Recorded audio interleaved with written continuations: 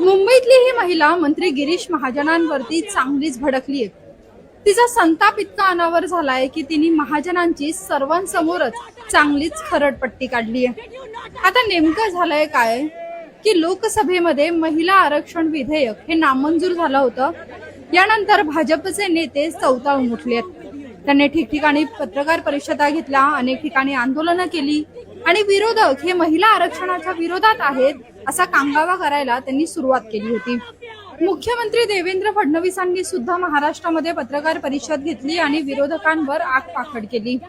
जोपर्यंत विरोधकांचा महिलांविरोधी जो चेहरा आहे तो आम्ही सर्वसामान्य महिलांपर्यंत आणत नाही तोपर्यंत आम्ही स्वस्थ बसणार नाही असं त्यांनी म्हटलं होतं। असा इशारा त्यांनी विरोधकांना दिला होता।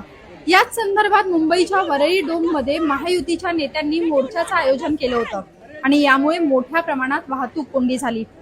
तासनतास वाहतूक कोंडीमध्ये अडकल्यामुळे या महिलेचा संताप अनावर झाला। ती थेट गाडीच्या बाहेर निघली आणि तिने मंत्री गिरीश महाजनांनाच खडे बोल सुनावले। तुम्हाला जर विरोध करायचा आहे तर मैदानामध्ये जाऊन करा, तिथे प्रदर्शनं करा। तुम्ही इथे रस्त्यावर येऊन सर्वसामान्यांना वेठीस का धरताय असा सवाल तिने केलाय। सोशल मीडियावरती या महिलेचा व्हिडिओ व्हायरल झाला असून तिच्या या धाडसाचं सर्वसामान्यांकडून कौतुक केलं जात आहे।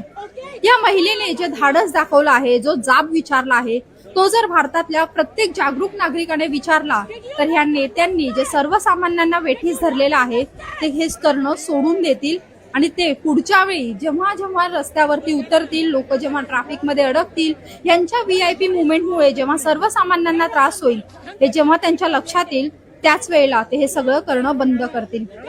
बाकी या महिलेबद्दल तुम्हाला काय वाटतंय हे कमेंट करून नक्की सांगा आणि अशाच इन्फॉर्मेटिव्ह व्हिडिओसाठी चॅनलला सबस्क्राईब करा, बेल आयकॉनवर क्लिक करायला विसरू नका।